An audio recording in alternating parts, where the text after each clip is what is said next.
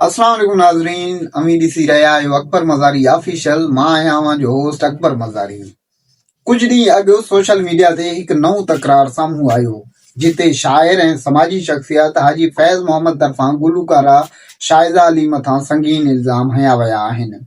हाजी फैज़ मोहम्मद मूजिब शाइज़ा अली खेसि मुहबत ऐं शादी जो आसरो ॾेई सऊदी अरब आयो, जिते मुबैना तौर ते संदसि खां आईफोन, गोल्ड, क़ीमती तोहफ़ा ऐं ॿियो सामान वरितो वियो।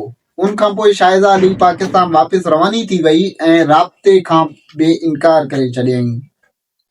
हाजी फैज़ मोहम्मद दावा करे थो त हुन जा 37,000 सऊदी रियाल पिणु फुरिया विया आहिनि, जंहिं बाबति हुन केतिरा ई वीडियो बयान बि जारी कया। जवाब में शाइज़ा अली पिणु वीडियो पैगामनि ज़रिए पंहिंजी सफ़ाई पेश कई।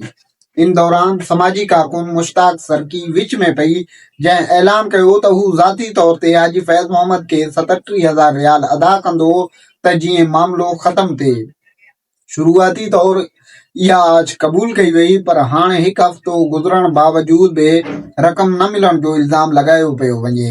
हाणे हाजी फैज़ मोहम्मद जो चवणु आहे त मुश्ताक सरकी न कॉल अटेंड करे रहियो आहे, न ई वाइदो पूरो करे रहियो आहे, जंहिं बाद तकरार ॿीहर तेज़ थी वियो। नाज़रीन, अॼु असीं अव्हांखे हिकु अहिड़ी कहाणी ॿुधाइण वारा आहियूं जेका सोशल मीडिया ते बाहि वांगुरु पखिड़िजी चुकी आहे। ही कहाणी आहे शाइर हाजी फैज़ मोहम्मद ऐं गुलूकारा शाइज़ा अली जे विच में पैदा थियल तकरार जी। छा हक़ीक़त आहे, कंहिं सां धोखो थियो, या ही सभु कुझु ग़लति फहमी आहे? सच छा आहे, फ़ैसिलो जो इख़्तियार अव्हां वटि आहे। अस्सलाम वालेकुम। मां सरकी साहब खे अर्ज़ु करणु चाहियां थो। सरकी साहब, तुंहिंजे लाइ इज़तियूं आहिनि। जेको तूं वीडियो भरियो, जेको इतला कए तो बाबा मां 50,000 ॾींदुसि, तूं पंहिंजे दिलि ते हथु रख। उन खां बाद हिकिड़े चकर तूं मूं सां ॻाल्हायो आहे, उन में चए त तूं हेॾे अचु। मां नथो अची सघां, तोखे चयुमि त मां नथो अची सघां त मुंहिंजा पैसा त तोखे न आहिनि, तूं फ़ैसिलो पाण कयो आहे। दिलि ते हथु रखो। बाक़ी मां हाणे हिन टाइम 5-6 ॾींहं तोसां ॻाल्हाइणु चाहियां थो, मैसेज कयां थो, मैसेज जी वर्दी नथो ॾे, जवाब बि नथो ॾे।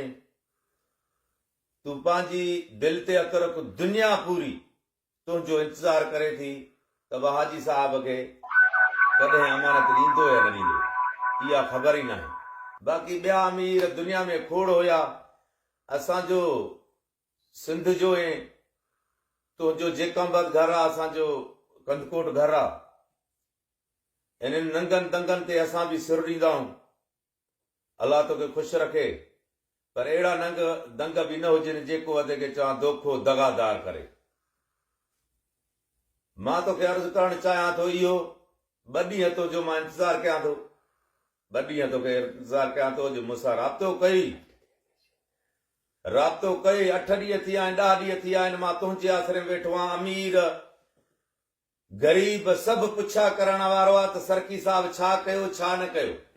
मां चयो साईं सरकी साहब अञा कुझु बि कोन कयो आहे। मां सिंधवासियुनि खे, पंहिंजे सरकी साहब खे पैगाम करणु चाहियां थो, अलाह तोखे ख़ुशि रखंदो। मां जो ॻाल्हि थो तई पियो आहे, जो मुंहिंजे लाइ कुझु करे थो 2 ॾींहनि में ठीकु आहे, जो नथो करे त मां जो साॻियो ई मसइलो साॻियो शहना अली सां आहे। मां वरितमि त वरितुमि, न वरितमि त हाणे मां ग़रीब आहियां, मां मदीने में वेठो आहियां। अलाह तोखे ख़ुशि रखंदो, आबाद कंदो। मां वधीक तोखे नथो चवां, 2 ॾींहं जो तोखे ॾियां थो मोहलत। जो मसइलो हल कई, हल थी वियो त ठीकु आहे, जो न थी वियो पोइ मुंहिंजा हथ साॻियो शहना अली में। अलाह ख़ुशि रखई। मदीने वारो तो में उमेदा वॾियूं आहिनि, पर 10 ॾींहं थी विया आहिनि, तूं ॻाल्हि करे वे, पर हाणे ख़बर न आहे तुंहिंजे दिलि में छा आहे छा न आहे। हाणे महिरबानी करे 2 ॾींहं तोखे चवां थो, हे मुंहिंजो मैसेज या हे मुंहिंजो आवाज़ इंशाअल्लाह सरकी साहब सां मिलंदो। जो 2 ॾींहं में मुंहिंजो मसइलो हल करे थो सरकी साहब, ठीकु आहे। जो नथो करे पोइ मां ॼाणिया शहना अली ॼाणे। वरितमि त ठीकु आहे, न वरितमि त अलाह मालिक आहे, खाधी तूं ई वेठी आहे। या अली मदद बाबा।